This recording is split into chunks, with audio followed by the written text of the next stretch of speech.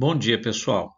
Essa aula aqui de e-learning, ela está relacionada com a aula de projeto técnico científico interdisciplinar. Já estava prevista, mas ela caiu como uma luva nesse período de pandemia, né? Porque o tema dela é e-learning, né? Que pode ser definido uma das maneiras como isso aí, que é uma definição bastante simples, né? Uso de computadores e internet com o contexto da educação em que o conteúdo instrucional é entregue eletronicamente quando e onde os estudantes necessitam. Eu retirei essa definição aí desse artigo que está aqui embaixo, tá? E assim, computador a gente pode substituir por qualquer aparelho que tenha poder computacional, que pode ser um tablet, ou pode ser um celular, ou pode ser até sei lá, aqueles óculos do Google ou o relógio da Apple. Então, é qualquer coisa que tenha poder computacional com acesso a uma rede, e a gente tem a internet, que é a grande rede que nós temos acesso. Isso dentro de um contexto de educação, em que eu vou entregar conteúdo instrucional e isso vai ser feito quando e onde os alunos estiverem e precisarem disso.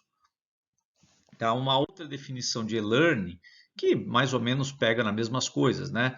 É essa entrega de aprendizado através de uma TIC, que é um termo muito usado na área de educação para designar a tecnologia de informação e comunicação, tá? Que tem muitas, usando uma variedade de designs e formatos instrucionais, incluindo entrega síncrona e assíncrona, né? Esses termos aí eu não sei se vocês conhecem.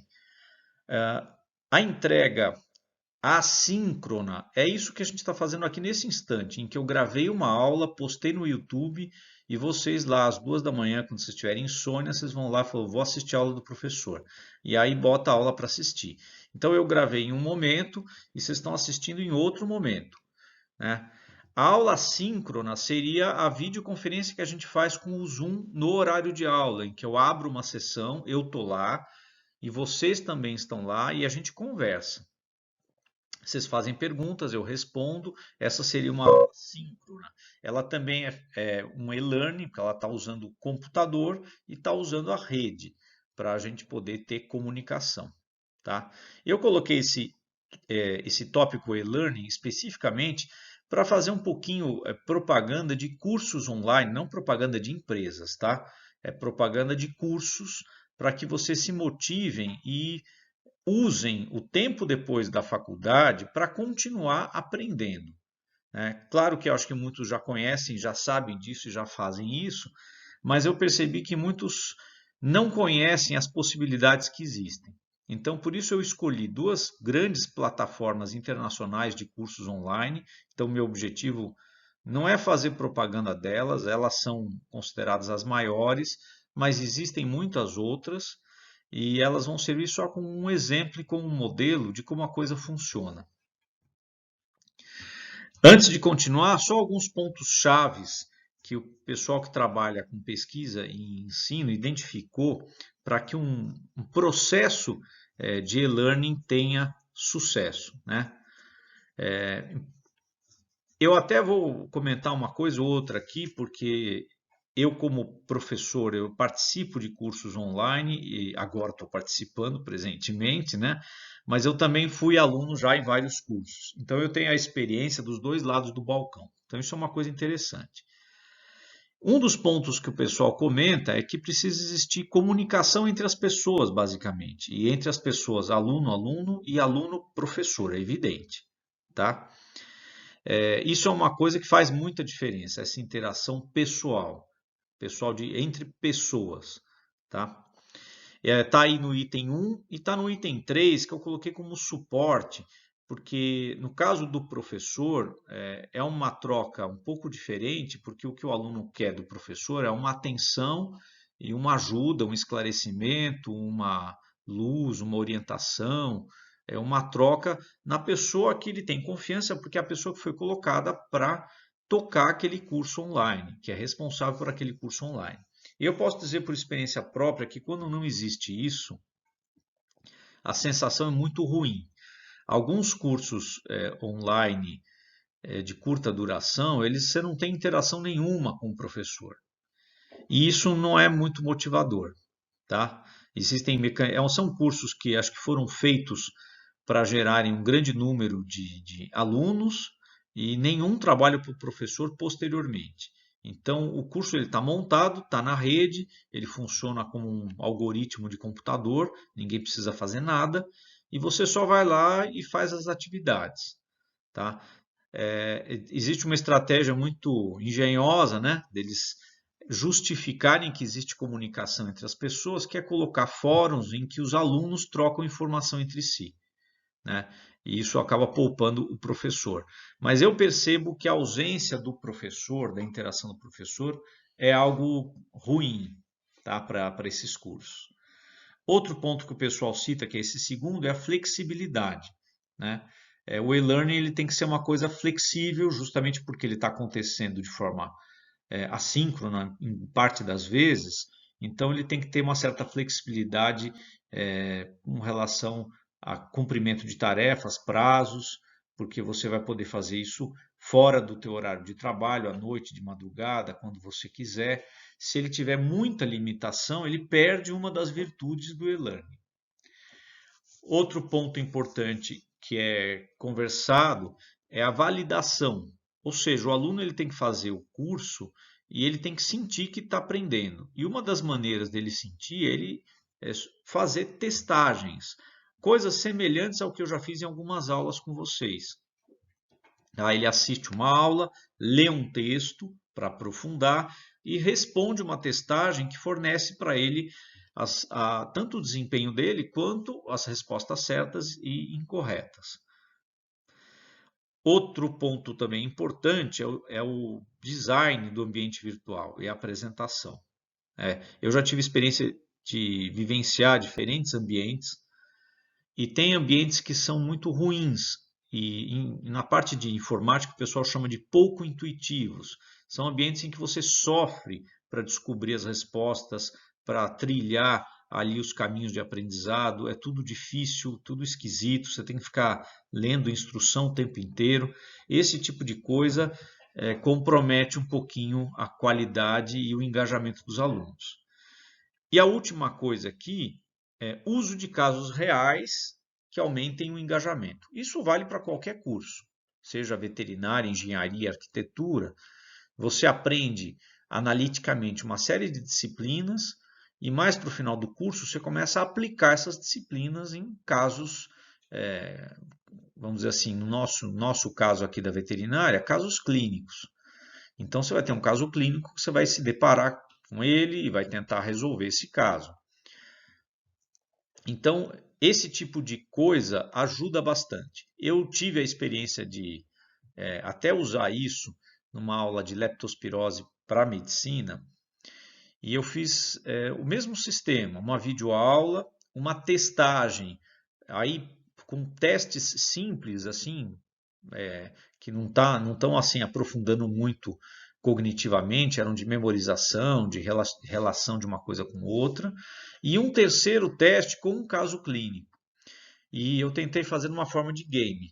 Então foi nítido que todo o processo foi muito bom, porque o pessoal teve a videoaula de forma assíncrona, então eles assistem quando querem, fizeram uma testagem simples, né, analítica, né, com alguns pontos, e o terceiro era um caso clínico. O pessoal nitidamente gostou bastante do caso clínico. Então, isso fazer parte de um curso é algo muito bom. É um curso, a gente especificamente de e-learning, né, de aprendizado usando computador e rede. E aqui a gente vai para as duas grandes plataformas que eu queria citar. Uma é o Coursera, que eu já falei algumas vezes em aula, mas estou aqui retomando. Se não for a maior, é uma das maiores plataformas de cursos online que existem no mundo, tá?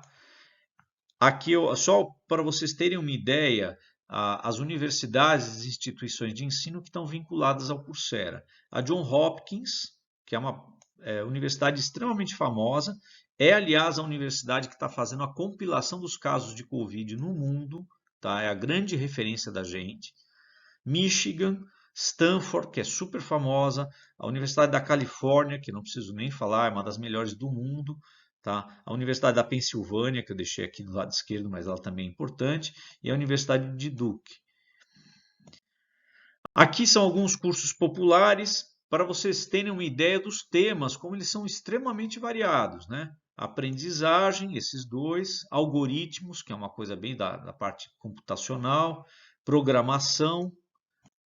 Aqui alguns cursos populares em língua portuguesa, origem da vida, orientação de objetos em Java, aprendizagem aqui, introdução à ciência da computação.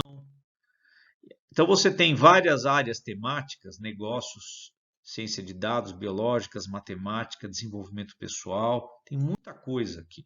E muitas universidades importantes, né? Aqui eu coloquei mais algumas só para vocês terem ideia. Princeton, a Virgínia, San Diego, Colorado, etc.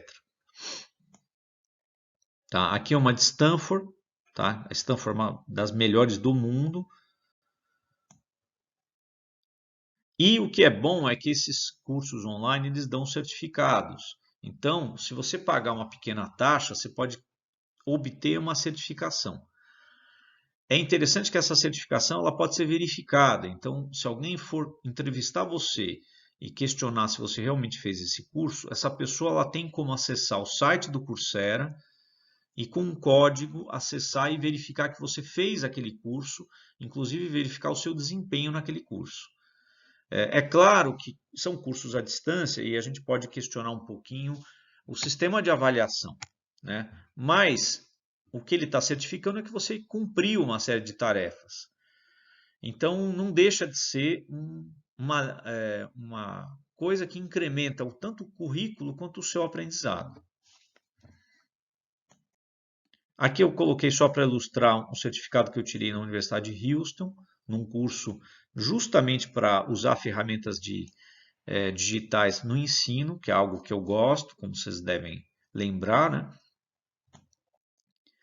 Aqui é uma outra plataforma, que é a EDX, que também tem um monte de cursos. Tá? Aqui, só para vocês terem ideia das áreas, ó, medicina, música, física, ciência, energia, engenharia, comunicação, química, um monte. Tá? Alguns dos cursos, ó, estatística, para quem quiser fazer isso nas férias, eu tenho certeza que vocês têm bastante vontade. Ó, bioestatística, aqui sobre problemas cognitivos. Aí é um monte, bioquímica, introdução à biologia, tá? Epidemiologia, ó, epidemias, muito apropriado num momento como esse, mal de Alzheimer, tem de tudo.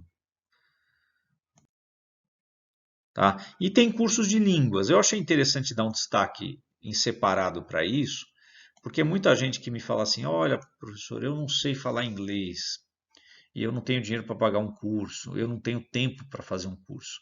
Tem um monte de cursos de idiomas em que você pode fazer de forma assíncrona a qualquer hora do dia. Então, essa é uma excelente oportunidade para aproveitar. Se você quiser, alguns desses cursos são gratuitos, inclusive. Você não precisa pagar taxa nenhuma, as taxas são baixas quando você tem que pagar, mas boa parte deles é gratuito, e aí nesse caso você não ganha o certificado, mas você tem o aprendizado do idioma. Então é bem bacana essa parte também aqui de idiomas, ó, espanhol, inglês, preparação para o TOEFL, que é um exame de inglês famoso. Tá? E por aí vai. Aves, malária, fundamentos de neurociência. Tá? Algumas das universidades relacionadas ao EDX, algumas são as mesmas, né?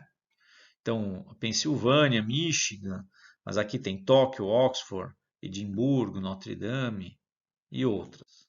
Tá? E a EDX também fornece certificado. Tá? Então, com isso eu espero ter motivado e estimulado vocês a fazerem uma educação continuada a partir do momento que vocês se formarem. Porque hoje não é mais possível uma pessoa simplesmente se formar, considerar que ela aprendeu tudo o que precisava aprender e nunca mais se atualizar. E não é mais o caso de esperar um congresso para se atualizar ou esperar 5 anos para fazer um cursinho de atualização. É se manter constantemente atualizado. Por isso que esses cursos aqui, eles são muito bons por isso. E é como eu falei, essa aqui são duas plataformas, mas existem muitas universidades públicas e privadas que oferecem cursos, muitos gratuitos, alguns pagos, mas por um preço acessível, que te permite se manter atualizado ou incrementar seu conhecimento em algumas áreas que você não teve na graduação. Então fica aí a minha sugestão, a minha dica para vocês continuarem aprendendo sempre.